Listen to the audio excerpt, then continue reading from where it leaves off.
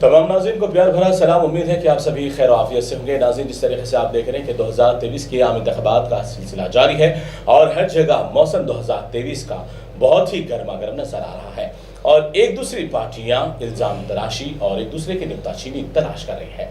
लेकिन दरअसल देखा जाए तो कौन सी पार्टी ने रियासत को तरक्की दिलाई, कौन सी पार्टी ने रियासत की आवाम को धोखा दिया, नुकसान पहुंचाया, इन तमाम बातों को लेकर हम हर मौके पर खास मुलाकात का सिलसिला जारी रखे हुए हैं और हर खास मुलाकात के अंदर एक एक नए मेहमान हमारे साथ जुड़े हुए हैं। और आज के खास मुलाकात प्रोग्राम में हमारे साथ आज वज़ीर तालीम मोहतरमा सबिता इंदिरा रेड्डी साहिबा के फर्जंद मोहतरम जनाब कार्तिक रेड्डी साहब आज हमारे स्टूडियो तशरीफ लाए और आज उनके साथ खास मुलाकात का प्रोग्राम है। बहुत बहुत शुक्रिया कार्तिक साहब, आप तशरीफ लाए।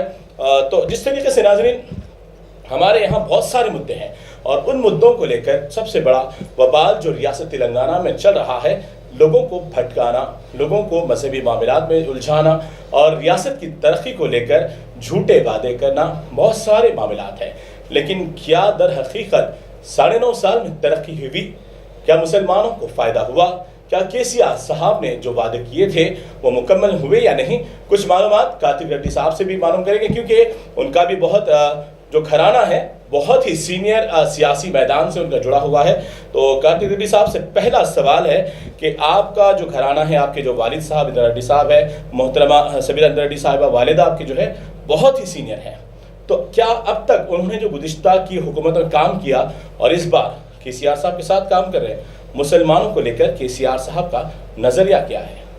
पहला चीज़ अब्दुल्ला, मैं आपका शुक्रिया अदा करना चाहता हूँ कि आपकी स्टूडियो में और आपकी चैनल में हमको इस्तकबाल करें। और दूसरी चीज़, अल्लाह का करम है, हमारे वाले साहब और वालदा का जी जो हार्ड वर्क है, तकरीबन 40 साल से अल्लाह का करम है कि हम लोगों के दरमियान में रह सके और उनकी मोहब्बत और प्यार से यहाँ तक पहुँचे, उनका करम है अल्लाह का।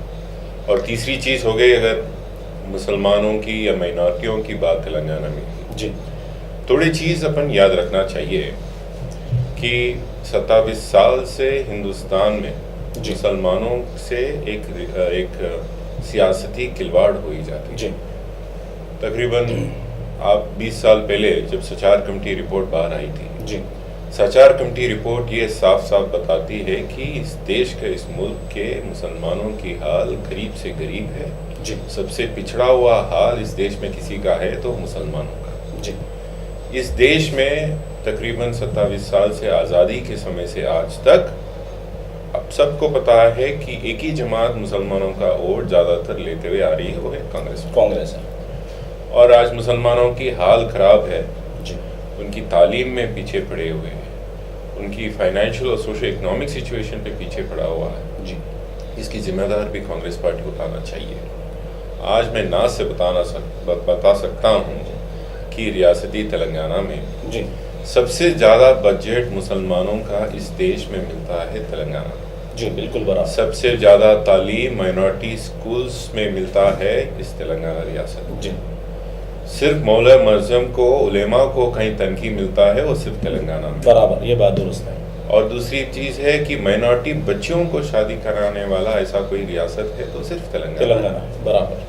ये अगर माइनॉरिटियों से, मुसलमानों से मोहब्बत नहीं है जी, उनकी तरफ इज्जत पेश नहीं की जा रही है तो और क्या है? बराबर। कांग्रेस पार्टी के इल्ज़ाम तो बहुत रहेंगे जी, कि आप उनकी सबसे बड़ी इल्ज़ाम ये है कि बीआरएस पार्टी बीजेपी से मिली हुई है, जी, एमआईएम पार्टी बीजेपी से मिली हुई है। जी, मैं ये बात साफ साफ बताना चाहता हूँ, ये बात मेरी नहीं है, हमारे सदर साहब केसीआर साहब की है, इस रियासत के वजीर आले की है जी, कि हम कभी भी बीजेपी से नहीं मिलेंगे। जी, अगर ज़रूरत है तो सियासत बंद कर देंगे, जी। पर अपन बीजेपी से मिलने का कोई इरादा नहीं है। बहुत सारे तस्वीर भी गश्त करते हैं सोशल मीडिया पे कि कविता मैडम की है या फिर और भी दीगर एमएलए और खुद केसीआर साहब के जो हाथ जोड़कर मोदी को नमोद करते हैं, तो क्या ये रिश्ता नहीं है? अब्दुल्ला, जब राहुल गांधी साहब जी, खुद पार्लियामेंट में उठ के मोदी से गले मिल सकते हैं, अच्छा, तो इज्जत पे तो सलाम वालेकुम तो हो सकती है। बराबर। फोटो में आने का ये मतलब नहीं होता जी, कि हम उनसे सियासती मामलों में मिले हुए हैं। जी, और इतनी झूठ फैलाई जाती है अब्दुल्ला कि कांग्रेस बीआरएस पार्टी ने सीए और एनआरसी बिल को की तायद की। झूठ, गैर हाजिर भी तो थे। बराबर झूठ है जी। मैं क्या बताता हूँ, हमारे असेंबली में जो रेजोल्यूशन निकाली गई उसकी बात क्यों नहीं बोलते? बराबर। सीएए और एनआरसी के खिलाफ जी असेंबली में रेजोल्यूशन जब निकला था जी, उसकी बात क्यों नहीं करती कांग्रेस पार्टी? बराबर। वो बात भी करना चाहिए। बीजेपी से, मोदी से हमारा कुछ ताल्लुक नहीं है। हाँ, अगर कौन से कोई भी पार्टी फिरकापरस्त जमातों से कोई ताल्लुक रखती है तो वो कांग्रेस पार्टी। महाराष्ट्र में कौन सी पार्टी, कौन सी जमात से इनकी अलायंस है अब्दुल्ला? शिवसेना से है। शिवसेना क्या सेकुलर जमात है? बीजेपी के साथ उनका दोस्ताना बहुत गहरा ताल्लुक और कट्टर है। बराबर। शिवसेना की सोच मुसलमानों के खिलाफ और कट्टर है। बराबर। ऐसे कट्टर हिंदू पार्टी से तो आप डायरेक्ट अलायंस में ही है। जी। आप कौन है भाई हमको इल्जाम लगाने वाले? इल्जाम होती है सियासती मामला एक तरफ। जी। हम बराबर साफ है, हमारी नीयत साफ है। हम ये बताना चाहते हैं आपको कि हमारी कौन सी भी ताल्लुक बीजेपी से नहीं है और नहीं रहेगी। रेवंत रेड्डी को लेकर क्या कहेंगे, क्योंकि उन्होंने खुलकर कहा। और ये बात में एक्सटेंशन ऑफ जो बात मैं आपको बताया, सियासत की बात एक तरफ और वेलफेयर और तरक्की की बात एक तरफ। क्यों नहीं बताती है कांग्रेस पार्टी? जी। आपका आइडिया, एजेंडा क्या है मुसलमानों की? जी। आप कैसे कितने बच्चों को पढ़ाएंगे? नहीं। शादी मुबारक क्या हाल क्या है? नहीं। यहाँ पे दंगा फसाद बहुत आपके जमाने में कितने दंगा फसाद होते थे, उसकी बात क्या है? जी। मुसलमानों को कितने साल आप बीजेपी का बुत बताकर, उसको शैतान बताकर वोट लेंगे? जी। वही मुसलमान सिर्फ केले बेच लेना, वही चप्पल बेचना, ऊपर तरक्की नहीं करना, बस वही रहना, डर के माहौल में रह जाना। जी। और हमको कांग्रेस पार्टी को वोट दे। ये कितने साल होगा अब्दुल्ला? 50 साल तो गुजार दिए। 18 में 2014 में मुसलमान बीआरएस पार्टी को वोट नहीं दी, फिर भी टीआरएस केसीआर साहब ने उनकी तरक्की की, उनकी तरफ सोचे। 18 में तो पूरा इस रियासत के मुसलमान केसीआर साहब के पीछे खड़े, उनके हाथ मजबूत करे, उसका रिजल्ट अपन देख रहे। मैं अपील करता हूँ हमारे भाइयों से, भाई ये कांग्रेस पार्टी के बातों में नहीं आना। खुद फिरका परस्त पार्टियों से, जमातों से ताल्लुक रखने वाली कांग्रेस पार्टी यहाँ पे आके किसी को नया फतवा चलाने की उनकी कौन सी भी वो रही नहीं, बुनियादी नहीं रही। और हो गई रेवंत रेड्डी की बात आप पूछ रहे हैं। जी, जो उन्होंने खुलकर कहा था कि मैं आरएसएस का ही हूँ, मुझे आरएसएस से मोहब्बत है, तो फिर ये लोग आज आपकी तमाम जो पार्टी है बीआरएस को आरएसएस से जोड़ रहे हैं और बीजेपी से जोड़ रहे हैं, इस पर क्या कहेंगे? ये तो मजाक है, सबसे बड़ी बात।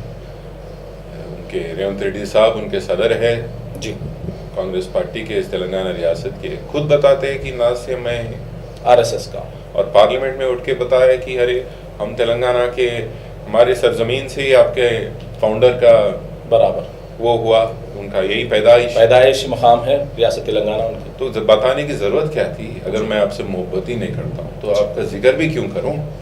तो उनका सोच साफ है। अभी भी ये नहीं बता रहे कि मैं आरएसएस के खिलाफ कुछ ताल्लुक रखता हूँ या उनके खिलाफ कुछ इरादा रखता हूँ। आज भी साफ साफ नहीं बता रहे हैं। बताए तो बयान बताइए।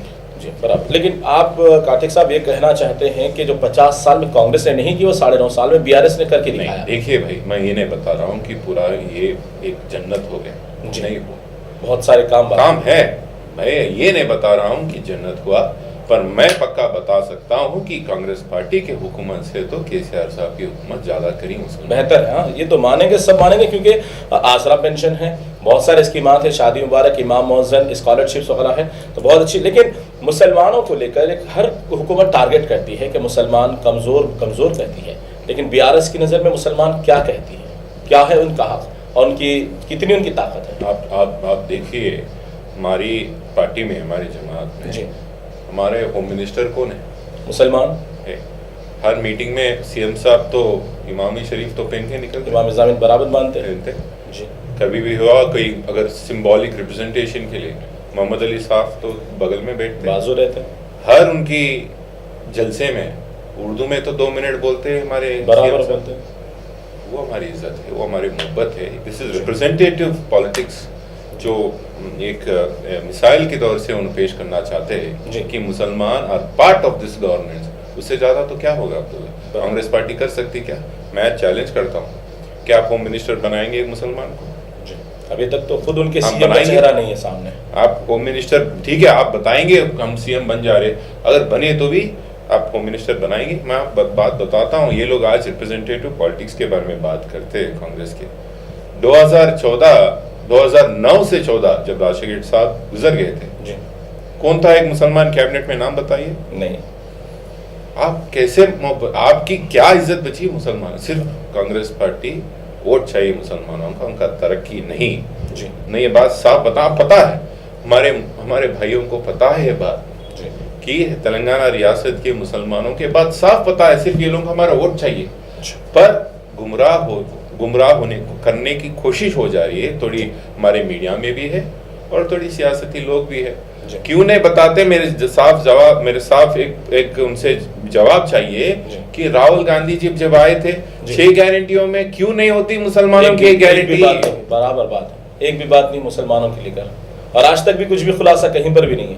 हालांकि बड़े बड़े पैदल यात्रा हुई, शोभा यात्रा हुई, मोहब्बत की दुकान की, बाजार की बात कर रहे थे, लेकिन मुसलमान की कहीं पर बात। चलिए कर्नाटका लेकर जाता हूँ आपको। जी। क्या बोले कर्नाटका में? क्या बोले राहुल गांधी जी? हम सरकार में आते, हुकूमत में वापस आते ही हिजाब की बैन पूरी तरह खत्म कर देंगे और बजरंग दल को बैन करेंगे। हुए 2 बार नहीं, फिर हालांकि रिसेंटली फिर एक मरतबा उन्होंने हिजाब को लेकर तनाज़ा। अभी भी मैं साफ बताना चाहता हूं आपके चैनल के जरिए, हमारे भाइयों को गुमराह करा जा रहा है, पागल बनाने की कोशिश हो रही है कांग्रेस पार्टी, वहां के मुसलमानों को भी।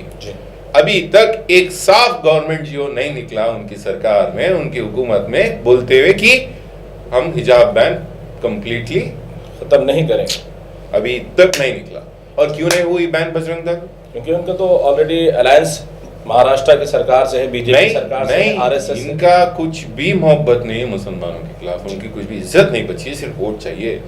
मुसलमानों का वोट चाहिए था कर्नाटका में, अब बजरंग दल की बैन बोल दी, खत्म। अभी तेलंगाना यहाँ पे भी वही होगा। मैं हमारे भाइयों से गुजारिश करता हूँ, ये झूठे बातों में, ये ढोकलेपन बातों में मत आइए। केसीआर साहब सेक्युलर, तो जो उनकी हुकूमत चली है 9 साल में, 10 साल में, वो शांति और अमन का जो भी एटमॉस्फेयर है, बरकरार है, इसको खराब मत करिए। कांग्रेस पार्टी पे भरोसा मत करिए। तो जिस तरीके से आपने बताया कि अभी जन्नत नहीं बनी और शायद इसको टाइम लगेगा, तो माइनॉरिटीज को लेकर अभी जो मजीद स्कीमात आने वाले हैं उस पर आप क्या कहेंगे? यानी अभी मुसलमानों को भरोसा फिर एक बार करना चाहिए। मैं बताना चाहता हूँ कि पहला रियासत है, अपन नाज से बोलना चाहिए कि हमारा रियासत पहला ऐसा रियासत है जहाँ यहाँ के उलेमा और मस्जिद मौलाना को तनकी मिलती है, हदिया वगैरह दिया जाता है, सब कुछ यहाँ पे मिलती है। और हमारे ईद के टाइम पे भी यहाँ पे तोहफे आते हैं, सिर्फ हमारा रियासत बराबर इफ्तार का भी इंतजाम होता है। कौन सा भी रियासत नहीं है यहाँ पे। सीएम साहब ने साफ साफ बताया कि हमारे मौलवियों और मस्जिद के मौजम को तनके की थोड़ी इंक्रीज भी इजाफा होना चाहिए, और इजाफा करने का ऐलान भी हो गया, जियो भी हो गया, उसका भी होगा। और जो जहाँ भी अगर किड्स कम हो रहा है क्या, अपना इफ्तार ईद के टाइम पे जो भी क्या बोलते हो, ईद के गिफ्ट वगैरह है, इफ्तार वगैरह पार्टी, रमजान के रोजे भी बढ़ाई जाएगी। तो सीएम साहब उसका भी साफ साफ खुलासा किया, हमारे मैनिफेस्टो में भी है वो बात। जिस तरह से नाज़रीन हमारे कार्तिक रेड्डी साहब बता रहे थे, रियासत तेलंगाना में तरक्की अभी मजीद बाकी है, और इस तरक्की को लेने के लिए और मजीद बढ़ाने के लिए एक और मरतबा बीआरएस को बरसे इख्तिदार लाने की जरूरत है। चलिए एक मुख्तसर से सवाल आपके इलाके, अपने कॉन्स्टिट्यूंसी को लेकर कहते हैं, क्योंकि आपकी वालिदा का ताल्लुक जलपल्ली से है और जलपल्ली इलाके महेश्वरम से उन्होंने बड़े पैमाने पे जीत हासिल की। तो वहाँ पर आपकी वालिदा ने अपने कितने तरक्याती काम किए हैं, वहाँ की आवाम का क्या रद्द है? मैं आपको बहुत खुशी से एक बात बताना चाहता हूँ। 2009 में पहली वक्त मेरे पे जब हमारे अम्मा वालदा यहाँ पे कंटेस्ट करे थे, ये अपने हल्के महेश्वरम में, वहाँ पे जब महेश्वरम हल्के में जलपल्ली भी एक इलाका है, मैं जब पहली वक्त वहाँ पे कैंपेनिंग निकलता था, वोट पूछने, घरों पे पहुँचने की कोशिश करता था, गाड़ी नहीं जाती थी। अच्छा, रास्ते से हम थोड़ी दूर बाइक में जाना पड़ता था और इसके बाद पैदल निकलना पड़ता था। गरीब लोग यहाँ की एरिया, जलपल्ली की एरिया में कम रेटों पे लैंड मिलने से, जब बिना कुछ सहूलत के, बिना रोड के, ड्रेनेज के, या वहाँ पे कोई से भी सहूलत के बिना वो लोग वहाँ पे प्लॉटा खरीदे और घर बना लिए। वो उनकी मजबूरी थी, उनकी गलती नहीं है, वो मजबूरी है। अब ऐसा कौन सा भी एरिया वहाँ पे जलपल्ली में बचा नहीं जी जो कार नहीं जा सकती। जी वही सर्टिफिकेट हमारा तरक्की का है। जी 5 साल पहले इस एरिया में पानी का बहुत बड़ा प्रॉब्लम था। जी इतनी बड़ी मसाइल थी पानी की, मैं कहीं पे भी जाता था सिर्फ पानी पिलाओ ये बात चलती। जी मैं आपको बताना चाहता हूँ कौन सी भी घर नहीं बचा हुआ है जलपल्ली में जहाँ जहाँ मीठा मीठा पानी पानी नहीं नहीं मिलता। जी यानी वो हमारी सर्टिफिकेट है, तरक्की हुई। वो हमारी सर्टिफिकेट है। पूरे अंधेरे में रहता था पूरा बस्ती, पूरा लाइटों से अभी भरे हुआ है, वो हमारा सर्टिफिकेट है काम करने की। स्पेशल ग्रांट से तकरीबन 200 करोड़ से ज्यादा पैसे लेकर आकर सिर्फ माइनॉरिटी एरिया में डेवलप करने वाली एक विधायक है, ऐसी एमएलए स्टेट में है, वो हमारे वालदा। जिस तरीके से हजारों लोग नहीं बल्कि मैं समझता हूं कि उस्मान नगर का जो मामला है सारी दुनिया में फैला था, क्योंकि एक मसरूफ तरीन इलाकों के दरमियान एक इलाका डूबा हुआ है और कई लोग उसके अंदर मुतासिर हुए। तो वो भी आपके वालिदा के कॉन्स्टिट्यूंसी में आता है और वालिदा ने आपने कई मरतबा उसका दौरा भी किया, लेकिन उस्मान नगर को लेकर आज भी लोग तजस्सुस का शिकार है। उस पर क्या खुलासा करेंगे आप? Abdullah, I feel bad. मैं वहाँ पे जो भी घर है उनके, मैं उनका बहुत दुआ करता हूँ भगवान से कि उनको हर तरीके से कुछ ना कुछ रेजोल्यूशन मिले। पर आप समझना चाहिए कि जो भी घर उस्मान नगर में बने हुए थे वो पूरे एक तालाब में बने हुए थे। वो ज़माना में जब पानी नहीं था, बेचारे उनको कोई धोखा दे दिए, धोखा बेच दिया, उन्होंने घरा बना दिया, सूखा तालाब बेच दिए। जब पानी आ गया तो पानी तो रुकता नहीं, बराबर अल्लाह के हाथ में, अपने हाथ में पानी बराबर। तो जब तालाब में घर बना गए, एफटीएल में घर बनेगे तो पानी तो आ ही गया। अभी बारिश का तो 8-9 साल से तो पानी तो बारिश ज्यादा ही हो रही है। बराबर। तो उस ताल्लुक से मैं बताना चाहता हूँ कि उस जो भी वहाँ के घर डूबे हुए हैं उनके लिए साफ एक प्रोग्राम बनाया गया कि उनको पट्टे कहीं और देंगे। अभी वादा नहीं, उनको भी पता है, उनसे भी लिस्ट भी लिए हैं हम जी। उनका सर्वे करे, हमारे लोकल काउंसलर, हमारे वहाँ के चेयरमैन, हमारे एमआरओ लिस्ट बनाए गए कि कौन कौन का घर वहाँ पे डूबा हुआ है, किसको वहाँ पे उनको आप लोग देंगे, बराबर देंगे। इंतखाबात के मुकम्मल होने के बाद शुरू हो गया काम और काम को पक्का करके देंगे। घबराने की जरूरत नहीं उस्मान नगर की, उनकी घबराने की जरूरत नहीं है। मैं बयान ही कर रहा हूँ, आपके सामने बयान कर रहा हूँ, जो भी उनका घर वहां डूबा हुआ है उनको प्लॉट मिलेगा। चलिए, बड़ी बात है नाज़रीन, क्योंकि उस्मान नगर को लेकर कई कमेंट्स हैं और हजारों लोग मुंतजिर है कि आखिरकार सविता रेड्डी क्या कर रहे हैं कि उस्मान नगर में हजारों लोग मुतासिर है। लेकिन आज एक बड़ा खुलासा कार्तिक रेड्डी ने किया है कि बिल्कुल वहां पर डूबे हुए मकानात वालों को पट्टे के जरिए जमीन अलाट किया जाएगा। हो सकता है जो स्कीम हुकूमत की जानिब से 3 लाख रुपए घर बनाने की है वो भी इसमें जरूर मदद हासिल होगी। चलिए, एक आखिरी सवाल, एक इल्जाम के जो हिसाब से आता है, चाहते तो आप लोग उस्मान नगर के हालात को तभी तब्दील कर सकते थे, इतना लंबा अरसा नहीं गुजरता, आप लोग वहां का जो पानी जो रुका हुआ था वो छोड़ सकते थे, लेकिन आपके कुछ दोस्त अहबाब के जमीनात खराब होने की वजह से आप वो डर से नहीं छोड़े। गलत बात है। एफटीएल के बाउंड्रीज रहेंगे जी, एफटीएल के बाउंड्रीज से अगर पानी ज्यादा हो गया जी तो कोई भी पानी छोड़ना पड़ता जी, कोई भी रोक नहीं सकते जी। इरिगेशन डिपार्टमेंट में आप पता करिए जी, कोई भी नीचे दोस्त कौन है क्या नहीं है मुझे नहीं पता इस बातों की जी। पर पानी कब छोड़ी जाती है कौन से भी तालाब में, जब एफटीएल का लिमिट से ज्यादा पानी जब आती है जब ही छोड़ी जाती है, नीचे कम मकदार वाले को नहीं छोड़ा जाता भाई। ये गलत इल्जाम है और इल्जाम तो लगाएंगे लोग बराबर। तो चलिए, बहुत सारे सवालात एक दूसरे को चलते रहेंगे, लेकिन कार्तिक रेड्डी साहब से मैं गुजारिश करूंगा जिस तरीके से आप एक बेटे होने के नाते अपनी वालिदा की कॉन्स्टिट्यूंसी में जो दिन रात मेहनत कर रहे हैं, तो जलपल्ली और महेश्वरम की आवाम से आप क्या आखिरी में अपील करना चाहेंगे? आप पूरे 3 कैंडिडेटों को परख किए जी। बीजेपी से तो कौन है, कैसे सोच रखते हैं वो मुसलमानों के खिलाफ, बराबर, वो तो खुलेआम है, जाहिर सी बात है। वो भी कैंडिडेट भी कैसे सोच रखते हैं उनके बारे में पता करिए।